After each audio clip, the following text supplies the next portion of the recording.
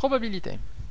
Alors, le but de ce chapitre est de voir très simplement comment étudier une expérience aléatoire, comment déterminer la probabilité d'un événement, comment utiliser efficacement un arbre de probabilité, voir les propriétés les plus importantes concernant les événements indépendants, les événements incompatibles, et on finira par l'étude des variables aléatoires. Alors, commençons par le début. Le but de ce chapitre est d'étudier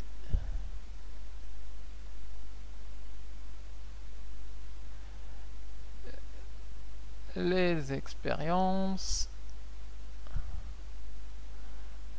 aléatoires.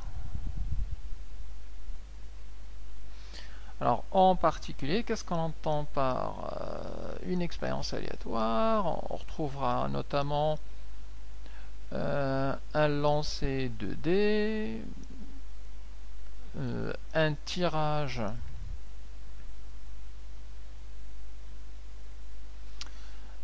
dans une urne, ou alors différents jeux se basant sur le hasard, avec des dés, avec des boules, des jeux se basant sur le hasard.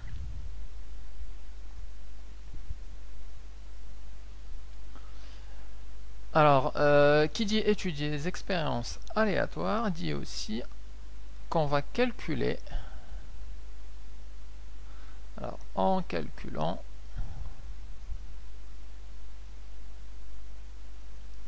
la chance ou la possibilité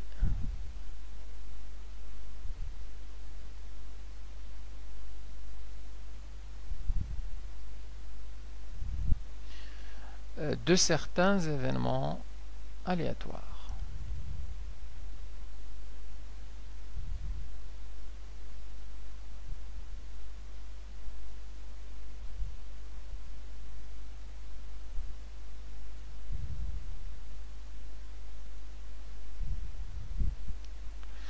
Alors, commençons par définir ce que c'est qu'une probabilité.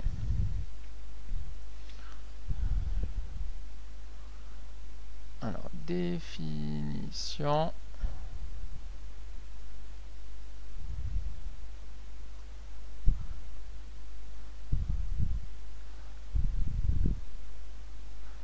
d'une probabilité. Alors, il y a toujours la définition bien rigoureuse, très complète, mais du coup incompréhensible. Alors, je vais essayer de simplifier, de donner une version allégée, en disant que dans un univers gamma qui regroupe les événements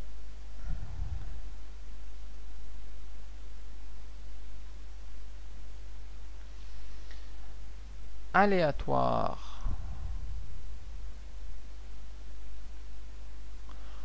possibles d'une expérience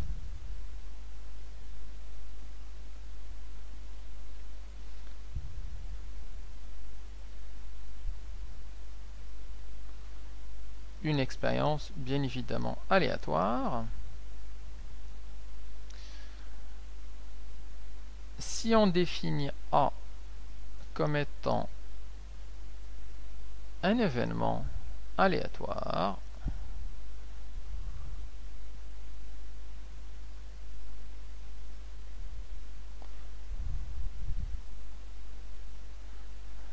ça peut être A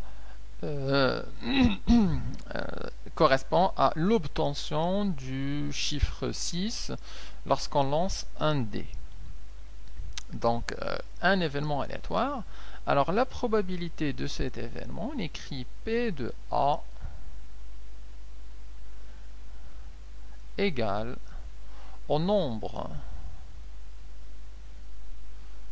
de cas favorables correspondant à la possibilité A divisé par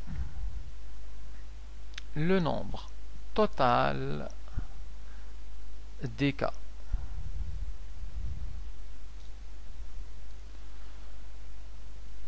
Alors, un petit exemple pour fixer les idées.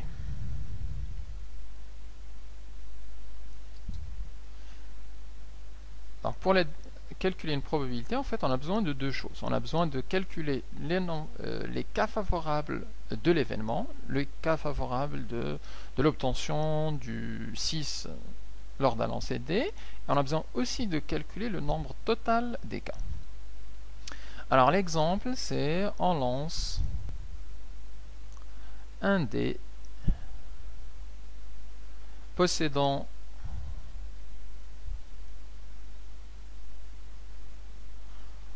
deux faces vertes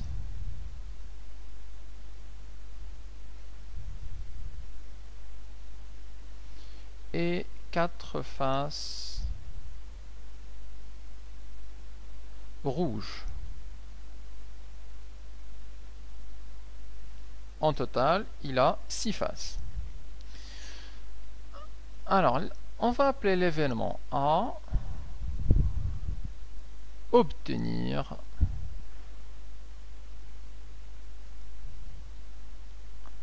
une face rouge. On va appeler B, c'est le fait d'obtenir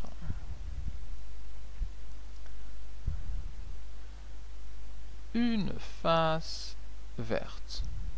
L'expérience aléatoire, c'est le lancer de dés. Alors, on souhaite calculer la probabilité, je peux le mettre ici, on lance le dé une fois. C'est notre expérience. Alors on peut calculer la probabilité de l'événement A qui va être, alors les possibilités, lorsqu'on lance un dé a 6 faces, donc il a 6 possibilités. Or, on sait que ce dé-là possède 2 faces vertes et 4 faces rouges. Donc le nombre de possibilités de l'événement A, c'est-à-dire d'avoir une face rouge, on peut avoir 4 possibilités, puisqu'on a 4 faces. Le nombre total de cas possibles avec un dé possède 6 faces, donc le nombre total, ça va être 6. Donc ce qui correspond en fait à... Donc le 4 correspond aux 4 faces rouges. Et on divise par les 6 faces possibles. Donc on a 4 sur 6, on peut simplifier par 2 et ça nous fait du 2 sur 3. Et donc la probabilité de l'événement A est de 2 sur 3. Calculons la probabilité de l'événement B. Alors, le P de B, c'est le nombre de possibilités de l'événement B. On sait que pour ce dé, on a d'abord l'événement B, c'est avoir une face verte. On sait que pour ce dé, il possède 2 faces vertes. Donc, le nombre de possibilités pour avoir une face verte, c'est égal à 2.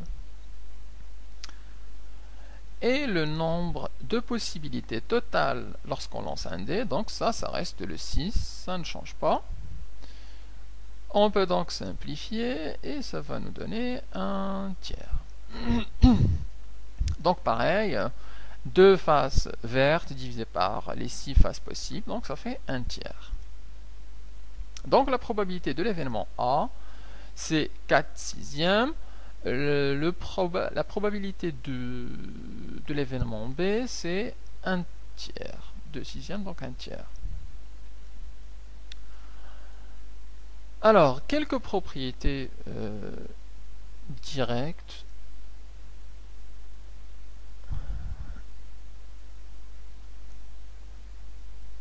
Il faut savoir que une probabilité, c'est toujours compris probabilité d'un événement A quelconque, c'est toujours compris entre 0 et 1.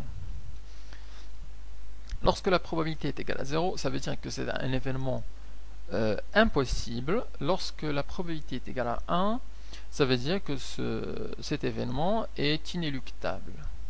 Donc, c'est l'événement sûr. On peut aussi l'écrire sous la forme P de A appartient à l'intervalle 0,1 fermé. On peut aussi parler de l'événement complémentaire A bar. Alors si A bar est l'événement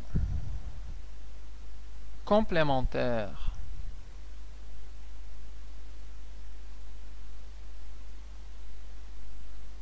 de A, dans le sens des ensembles, lorsqu'on a un ensemble, donc ça c'est l'ensemble oméga, et si on a à l'intérieur ici l'ensemble A, alors l'ensemble A bar correspond à l'autre partie, à tous les éléments qui n'appartiennent pas à A. Donc c'est le A bar.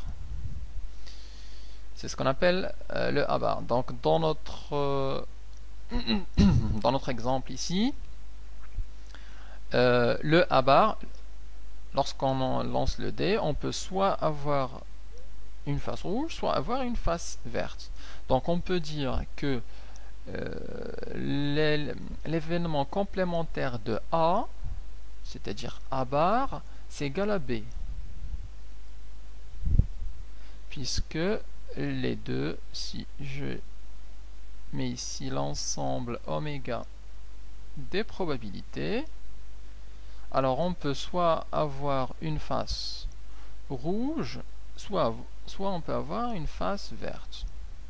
On ne peut pas non pas obtenir ni rouge ni vert, ou alors en même temps obtenir R et vert. Donc on peut dire ces deux ensembles-là en fait sont complémentaires, et donc on peut dire que pour notre exemple, le A bar c'est simplement égal à B. D'ailleurs, on le verra dans la propriété, ça nous donne une relation entre les probabilités. Vous remarquerez ici que le 2 tiers plus 1 tiers, c'est égal à 3 sur 3, donc égal à 1. Et c'est justement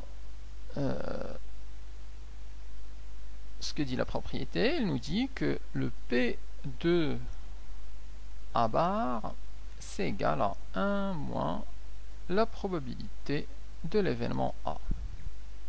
Donc si on connaît la probabilité de A, on peut trouver directement la probabilité de A bar.